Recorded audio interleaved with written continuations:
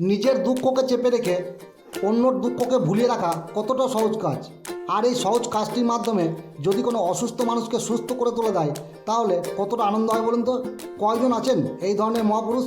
আসুন, আমি মিলন, আর আজ আমি এমন এক মহাপুরুষের কথা বলবো যিনি 60-এর দশক থেকে টানা 90-এর দশক পর্যন্ত সাধারণ মানুষ এবং তার সিনেমার দর্শকদেরকে আনন্দে ভরিয়ে রেখেছিলেন। তিনি একজন বিশিষ্ট বাঙালি অভিনেতা, মাননীয় শ্রী রবি ঘোষ দস্তিদার। ওনাকে আমরা বেশিরভাগ রবি ঘোষ নামেই চিনি।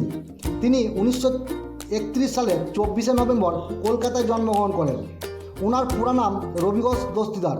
তিনি 1949 সালে সাউথ সুবোধন মেন স্কুল থেকে ম্যাট্রিক পাস করেন। বিজ্ঞান বিভাগ থেকে ইন্টার্নস পাস করে তিনি আশুতোষ কলেজে ভর্তি হন গ্র্যাজুয়েশনের জন্য। তিনি কর্মজীবন শুরু করেন ডাংসাল কোর্ট থেকে। তিনি 1953 থেকে 1959 সাল পর্যন্ত ডাংসাল কোর্টে কাজ করেন। সেই সময় তিনি ছোটোখাটো নাটক করতেন। সেই সুবাদে অভিনেত্রী অনুপা গুপ্তার সাথে ওনার পরিচয় হয় এবং পরে ওনারা দুজনে বিবাহ বন্ধনে আবদ্ধ হন। রবি ঘোষ মহাশয় ওনার সাথে বেশি দিন সংসার করতে পারেননি। বিবাহের 10 বছর পর বিরলতম অসুখে অনুপা দেবী চিরবিদায় নেন। একদিন অরবিন্দ মুখোপাধ্যায় ওনাকে আঙ্গার নামক নাটক করতে অভিনয় দেখেন। ওনার হাত ধরেই সিনেমা জগতে প্রবেশ বলা যায়। এরপর 1959 সালে তিনি আহ্বান চলচ্চিত্রে একটি ছোট অভিনয় করেন। তপন সিংয়ের গল্প হলেও অভিনয়ের মাধ্যমে তিনি সবার মন জয় করে নেন। এরপর আসে 1968 সাল। প্রখ্যাত চলচ্চিত্র নির্মাতা সত্যজিৎ রায় নির্মিত গোপীগান বাঘা বাইন, এই চরিত্রে অভিনয় করে তিনি চলচ্চিত্র জগতের একটি মাইল ফটকে পৌঁছে যান।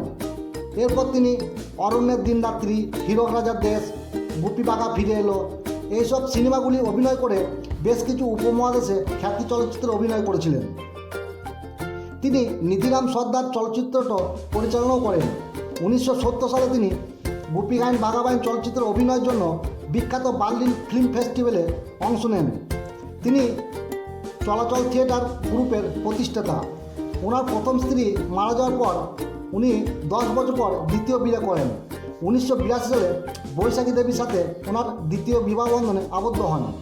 বার্ধক্যজনিত কারণে তিনি 1997 সালে 4ই ফেব্রুয়ারি শেষ নিঃশ্বাস ত্যাগ করেন। শিল্পকলার অনন্য অবদানের জন্য তিনি 1998 সালে মরণোত্তর আনন্দলোক স্পেশাল সুরি অ্যাওয়ার্ড সহ বিভিন্ন সম্মানে সম্মানিত করা হয় ওনাকে। আজকের এই ছোটো গল্পটি এখানে শেষ করলাম। যদি ভালো লাগে অবশ্যই একটি লাইক দেবেন। ধন্যবাদ।